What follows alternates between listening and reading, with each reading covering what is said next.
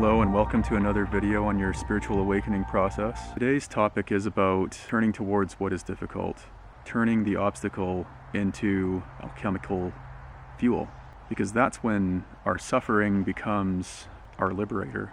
You know, sometimes we reach a point where we feel like we're hitting a breaking point in life with stress or with whatever difficulty it is that we are facing. Our mind will try to help us find a solution to that, but it can turn into a downward spiral into just confusion and anxiety and depression, and sometimes our practice then turns into refuge where we try to actually escape that, and that's all very understandable, and it's not to judge that in any way, but I'm offering an alternate path here that involves turning toward the suffering, actually, because we have to start right where we are. If we're suffering, or if we have obstacles or hang-ups in our practice or in our life, or things that are just unresolved, these things tend not to work themselves out by themselves. You know, they do require our attention to make them conscious. We as human beings, we often have this tendency to go through our lives when we're struggling, and sometimes we feel misunderstood, or we feel unheard, or we feel maybe unseen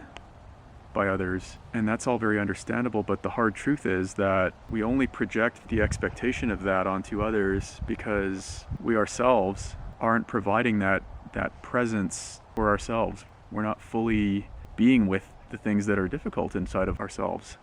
So the teaching here is that even that suffering can become our liberator if we are able to see how it is we're hung up or suffering, even if it feels immense, and then allow it to be seen, allow it to be felt, turn toward it. You know, turn toward what it is, and it doesn't mean it's going to be easy. It doesn't mean it's not going to be scary even. It will be. But on the spiritual path, if we're not open to feeling the full spectrum of our humanity and our human emotions and feelings, then we actually can't embody the spiritual path. It's not going to be possible to do it. The spiritual path will always feel like some kind of escape, rather than a means to fully live here and now. And not a here and now that bypasses our humanity or our emotions, but a full body here and now that honors our whole human experience. And I think we get a lot of people who are dealing with difficult awakenings, difficult Kundalini process even, where we get overwhelmed. We can have so much material coming up. It can feel just like it's just too much for us. And it is too much for us as an ego. But as the presence of our being, it's not too much. In fact, all of that suffering, all those hang-ups, all the energy invested in, that we've unconsciously and innocently invested in holding on to all of the illusions and shadows and unresolved things, all the energy invested in that can become free when we are able to turn toward it fully, allow it to not just come and go, but actually be viscerally fully felt and even expressed if it needs to be expressed. And that is what allows it to be transmuted. So in a sense, it becomes an alchemical fuel. Suffering does. And it actually opens up further dimensions of awakening and freedom. But it's exactly the thing that we don't want to do. The last thing we want to do is to feel uncomfortable, or to feel pain, or to feel suffering or any of that, but we have to be willing to be vulnerable. We have to be willing to be radically honest as well about what it is that's hanging us up and how it is that we're suffering, and otherwise, if we don't do that, it's always going to be projected outward somewhere. And sometimes other people do contribute to our suffering. If we get too enmeshed in holding on to that aspect of the truth, of that relative truth that other people can contribute to it, it takes the freedom away from us. It makes us a slave to that, you know. However, if we're able to be here, be now, and feel the totality of our whole experience, and give ourselves the presence that we crave from others, and the acknowledgement and the understanding that we crave from others, and if we just stop and be where we are and allow ourselves to actually do that for ourselves, this is a potent alchemical path toward freedom and actually being able to live our life without trying to escape or hide. It gives us a lot more emotional freedom, and it gives us a lot more ability to live our life more fully. I see a lot of people who really struggle in their path a lot of times, and it's just simple things in their practice, like people might come to me and say, well, my mind is too busy to meditate. There's like this idea that your mind has to be silent to meditate, and this is almost like saying, I can't take a bath because I'm too dirty. You know, the old Zen saying is that the obstacle is the path, and it's so true. Really what happens is that the suffering and all that actually becomes a help. You know, the ego becomes a help, not a hindrance, because it shows us how we're still hanging on, and it gives us opportunities to allow that to be, the illusions of it to be seen through, right? The emotional content of it in the body to be freed up and released. And what does it give us? It gives us more spaciousness. It gives us more spontaneity and more flow in our life. And I think, you know, a lot of people go through very extreme and difficult dark night of the soul type experiences, or very dark and you know, psychologically and physically difficult Kundalini awakenings.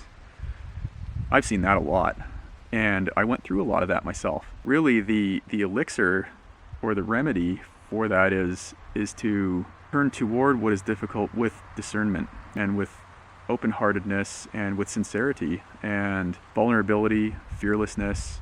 And you know, it sounds really simple and easy when I say that, but it can be very difficult for a human being because it's overwhelming. And so you start right where you are, and you just take it in, you just allow a little bit of it and then a little bit more, and you experiment. What would it be like to fully feel this or feel that, or what is it that I'm believing that's making me experience this suffering or this hang up? And see if you can just let it all flow through you spontaneously without holding on to it and without following in it and without trying to get rid of it or trying to help the process even, because often, you know, our mind wants so badly to help the process. It really does. It wants to help us to get there, but I think it comes back to the core, to the pith of the teaching, that you've got to be right where you are right now with your suffering. You don't surrender to your suffering. You surrender to the present moment. You surrender to the here and now that allows the suffering to have space to move through. Of course, you have to turn toward everything, the whole experience of the present moment, including the pain and the suffering, but you just allow it to fully be felt. I think a lot of people have awakenings, and it's not what they thought it was going to be. You know, or they get into meditation practice and it's not what they thought it was going to be. It seems really difficult. It can seem really, really difficult because of the whole spectrum of our human emotions and our thoughts. You know, you almost have to become like very quiet and deep listening, and you have to really listen to what the suffering is saying, and be very, very aware of what your thoughts are and what your feelings are, what your body feels like, everything.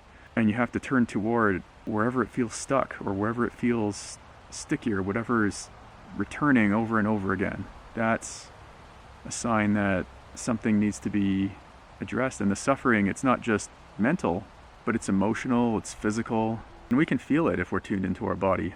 Part of the meditation practice is always somatic. It's always being grounded through the whole body, and if there's an obstruction somewhere energetically, you're going to feel that.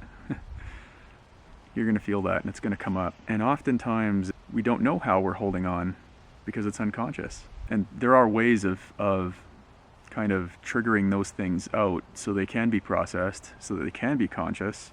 But before we do that, we have to really master being here and now, and being spontaneous and fully living that part of the teaching. And that includes turning toward what's difficult. And then we find that everything that is perturbing us and causing us difficulty and suffering, all of that stuff becomes the remedy when it's turned toward.